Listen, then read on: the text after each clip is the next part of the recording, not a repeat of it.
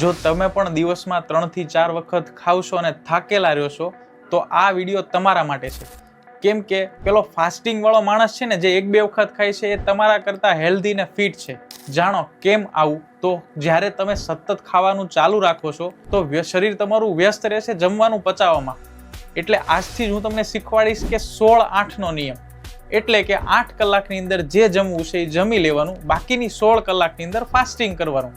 તો આનાથી તમને શું ફાયદો થશે?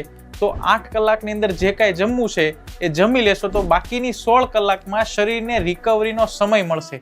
આનાથી તમારો વજન ઘટશે, ઇન્સ્યુલિન ઘટશે, કોલેસ્ટ્રોલ છે એ દવાઓ અને ડાયાબિટીસની દવાઓ પણ ઘટશે અને હૃદયના એટેકનું જોખમ પણ ઘટશે. કેમ કે વૈજ્ઞાનિકો શું કહે છે કે હૃદયની નસની અંદર જો તમારે રિકવરી લાવવી છે તો 16 કલાક ફાસ્ટિંગ કરવું જરૂરી છે.